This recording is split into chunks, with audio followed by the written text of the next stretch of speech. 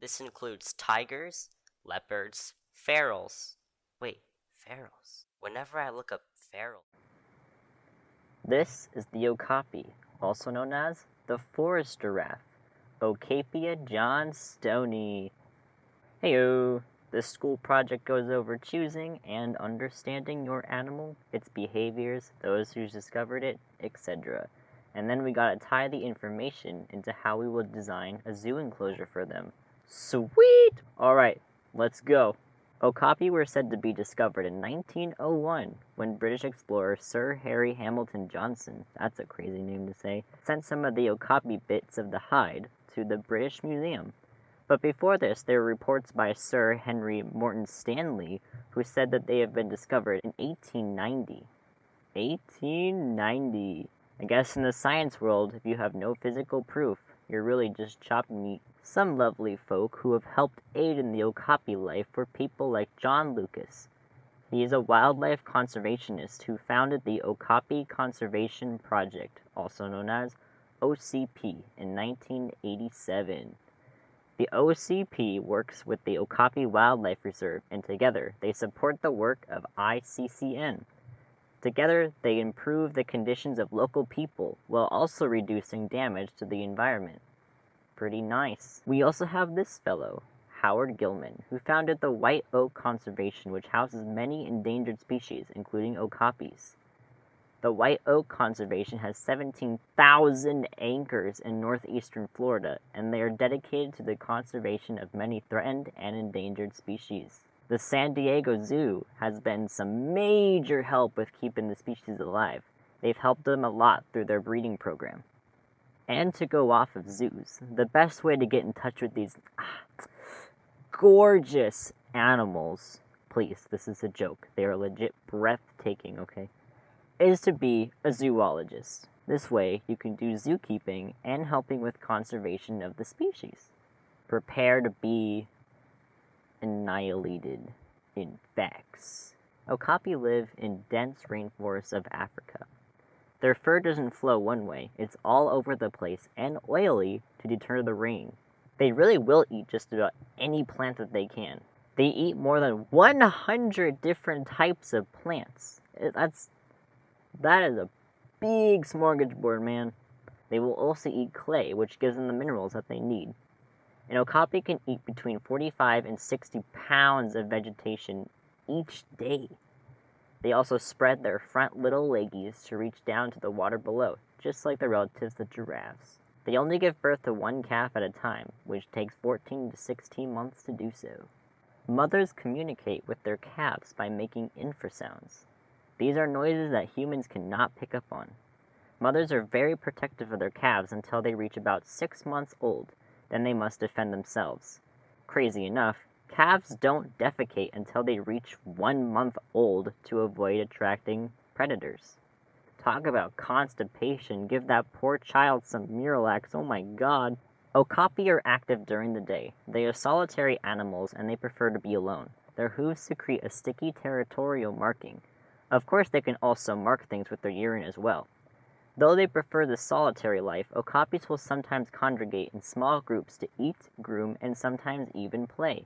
Living the solitary life, okapi are quite territorial. Males are aggressive towards other males, but they do allow females to pass through and forage for food. What a gentleman. Males fight by slamming their necks together just like their relatives, the giraffes. Okapi live in dense jungles, so for my zoo habitat, I plan to add lots of beautiful trees, make their exhibit very lush.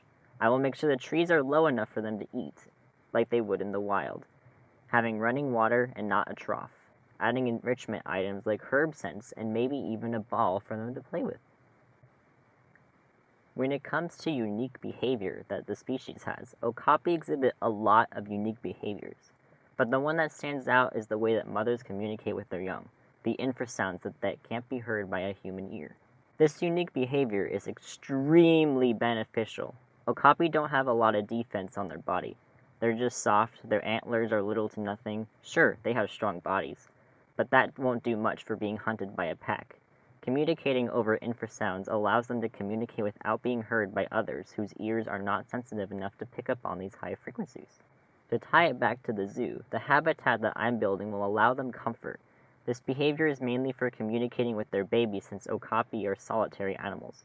They won't breed unless they feel comfortable enough to do so. Around the habitat will be informational boards and audio boxes so the guests can listen to the okapis while they observe them. The closest domestic animal I can compare the okapi to is the horse. So when it comes to challenges in keeping them in captivity, they need a lot of room. And they need shelter, like big boy shelter. Though some differences are, horses are much more social than the okapi. So okapi don't really need a lot of social interaction to keep them going. My zoo will accommodate for this by giving them lots of space and a big shelter for them to hide from the elements in. Keep them nice and cozy. When it comes to species behaviors that I will be conditioning, behaviors like marking their territory will be encouraged to make the animal feel more at home. Social behaviors will also be rewarded with the operant conditioning, so hanging out with other copies becomes more of a positive experience. The zoo habitat will give the okapi enough room to feel more at ease, allowing them to comfortably mark their territory. The habitat will only contain 1 male and 2 females to avoid territory conflict, but still encourage socialization. Alright, we're about to get a little emotional here when it comes to animal emotions. Okapi mothers are very protective of their young. They will stamp the ground if predators get too close. It really shows how much they care for their babies. Okapi are usually solitary and are very shy animals. But those in captivity who are either related or brought up together show affection for one another. They have been seen to sleep together, play by chasing each other around, and grooming each other. These interactions show that they have a bond. They show affection towards each other, which indicates emotions. To support the emotional welfare for my okapi, my zoo will raise them together in order to form that bond. Though solitary, they still need that interaction, so my enclosure will be big enough for if they need time away to be alone, they can do that. There will only be 1 male for breeding, but also not to cause a territorial fight. I like the sound of having space. You know, as an introvert, I can just vibe in the corner and then socialize when I feel like it. Maybe okapi are my spirit animals. Okapi being in captivity fall under the same benefits as many other species in captivity, which is the extra care that they receive, allowing them to live longer than they probably would have in the wild. Okapi can also be studied better in captivity, since in the wild they are so far stretched out. Scientists have only observed okapi mating in captivity because of this. Okapi have been known to live 15 to 30 years in captivity, but their lifespan in the wild is mostly unknown. Due to their enclosed space in captivity, okapi are more social and exhibit behaviors like grooming, playing, and sleeping together way more often than they would in the wild, which is honestly really cute. Holy. There isn't enough info on why it's problematic, but I would assume it falls under the same common of it's not in the wild and they're in captivity. Our zoo will make sure to give them the room that they need and the socialization and care they deserve. Make sure to keep them happy and healthy. That is all that matters. Alright, now on to the epic creative part, my zoo enclosure. There's a speed build going on in the background. It might have been going on this whole time. I don't know. We'll see how future Aiden edits this, but here we go. So my zoo exhibit, like I said, I want it to be really big. I want my copies to have the space that they need to like chill out, be away from each other, but they can also come close if they want to. I am building this on the game Planet Zoo, so there's going to be some limitations in what I can and can't do. I was in the end, I was kind of upset with the lack of trees that I was able to use. You know, okapi live in the jungle of Africa, so I could only use trees from that region, and there wasn't a lot that I had to work with. So the trees are very limited. A lot less than I wanted it to be, which kind of sucks. But hey, we work with what we got. I did make sure to build a little water area for them. I didn't want to use a trough for them to drink of. I wanted it to look like natural water, so they felt a lot more at home. You can also see the glass that I'm using is like a two-way kind of thing, so the okapis cannot see the people, but the people can see the okapis. It really helps with the stress of the animal and keeps them in comfort. I made sure to give them some arrangement items for them to play with, especially this little back scratch tree they got going on here. Every time they use it, it makes me happy. But yeah, in the end, I'm pretty satisfied with my Okapi exhibit. It's not exactly how I want it to be because of limitations, but it's what I've got, and I'm happy with it. My Okapi look pretty happy too.